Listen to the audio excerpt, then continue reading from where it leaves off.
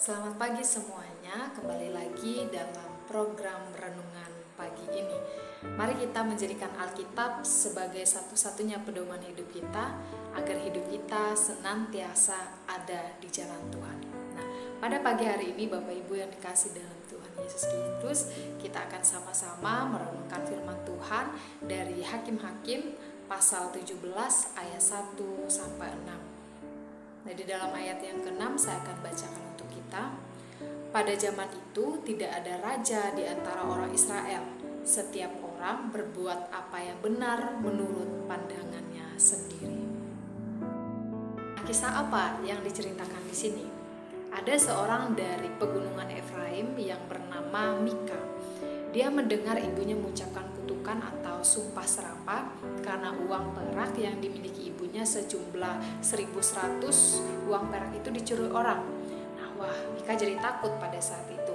Ia mengaku pada ibunya dan mengembalikan uang yang dicurinya itu.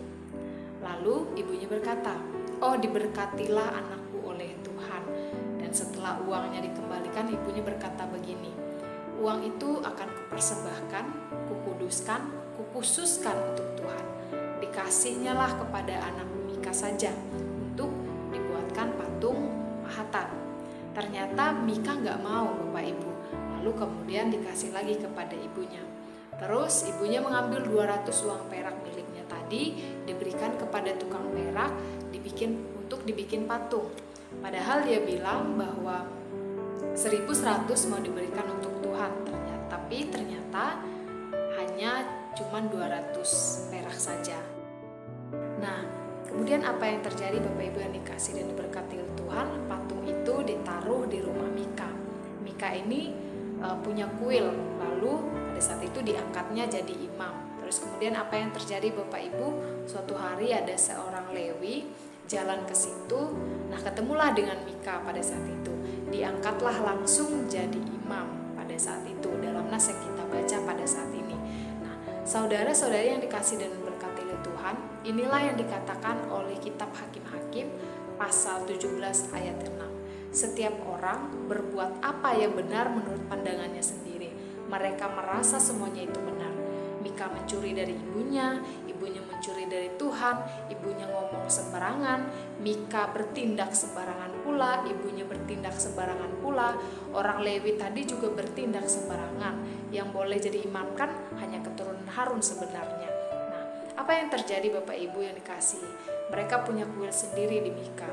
Padahal ibadah kan harus di suatu tempat yang ditunjukkan oleh Tuhan, terpusat di kemah suci pada waktu itu. Jadi pada saat itu mereka hanya semau-maunya saja. Kenapa demikian Bapak Ibu yang dikasih dan berkati oleh Tuhan? Karena mereka tidak mempunyai pedoman hidup. Bapak Ibu yang dikasih dan diberkati oleh Tuhan, ayo jadikan firman Tuhan sebagai pedoman hidup kita. Caranya bagaimana? Caranya adalah pahami firman dengan sungguh-sungguh. Nah, bagaimana cara memahaminya? Mulailah dulu dengan membaca secara urut, jangan dilompat-lompat. Karena seringkali kita hanya membaca sebagian yang kita senangi saja. Nanti pemahaman kita bisa kacau kalau kita hanya membaca lompat-lompat dalam membaca firman Tuhan. Nah, Bapak Ibu yang dikasihi, kalau sudah kita membaca dan memahami firman Tuhan, lama-lama kita bisa mengerti Bapak Ibu. Oh, ternyata firman Tuhan maksudnya begini. Nah, kita bisa membaca firman setiap hari, ditafsirkan dengan benar. Kalau tidak paham, kita bisa tanyakan kepada pemimpin rohani atau bapak pendeta atau ibu pendeta dan siapapun sebagai pemimpin rohani kita. Dan kalau perlu, Bapak Ibu yang dikasih dan diberkati oleh Tuhan bisa mendengarkan renungan pagi seperti ini setiap harinya. Setelah kita sudah memahami prinsip-prinsip hidup dalam firman Tuhan melalui membaca firman setiap hari, bahkan memahami firman Tuhan yang adalah kebenaran sesungguhnya, mari kita belajar hidup berkata-kata dengan benar, mengambil keputusan berdasarkan firman Tuhan.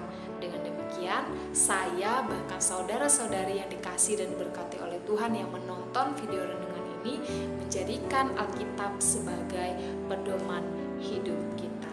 Tuhan Yesus memberkati.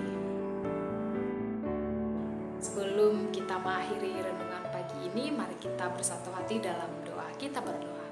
Terpujilah Engkau Tuhan yang kami kasihi. Terima kasih banyak Tuhan buat pagi hari ini karena Engkau sangat baik dalam kehidupan kami. Terima kasih juga atas renungan firman yang sudah Tuhan sampaikan dalam kehidupan kami.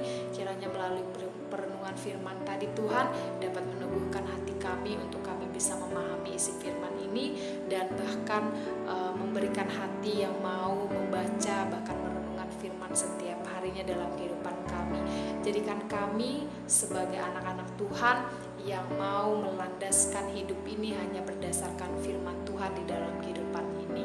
Terima kasih banyak Tuhan, terpujilah nama-Mu. Inilah doa dan seruan kami di dalam Tuhan Yesus kami